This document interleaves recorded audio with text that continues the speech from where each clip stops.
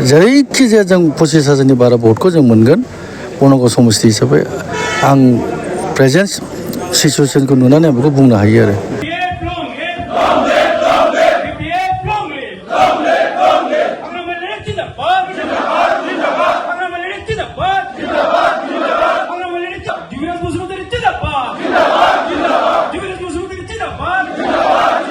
गिबि आङो Bangaon block committee प्लास 13टा प्राइमारिनि president secretary बयखौबो आं दिनै नुजाफैजोबदों। बिथांमोना गोसो गोरबोनिफ्राय आं जोबोद खुसि मोनदों जे आं मैया टिकेट मोननायनि उनाव बिथांमोना आंखौ दिनै बरायफैदोंबो 13टा प्राइमारिया।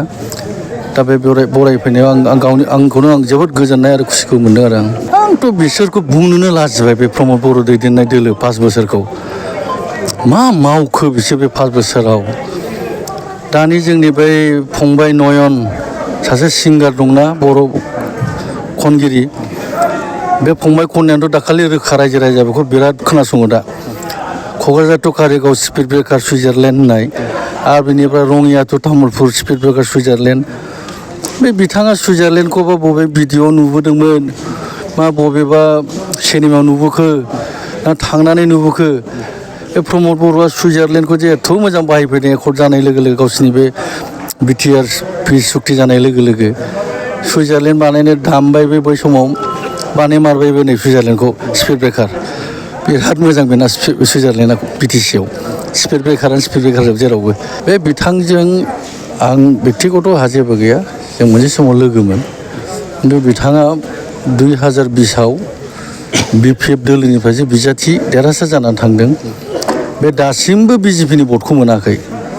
एबारसो मोनगोन बिथाङा BJPनि भटखौ।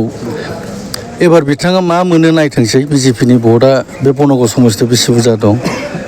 थांनायाथ' जा थांदों बे गारि गाखोनाय बेजों बेनोखा, आरो बेनिफ्राय गोदान गैला। गारियाव जा थांदों बे गारि लानानै बेरायदों बिथांजों, बलेर' लानानै बेरायदों। बिदिनो गारि मोनसेयाव साब्रै साबा गाखोदों।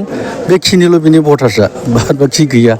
BPFखौ खुनु दिन बिथाङा बै समाव BPF दोलोनिफ्राय देरहासार जानासो थांखादोंमोन।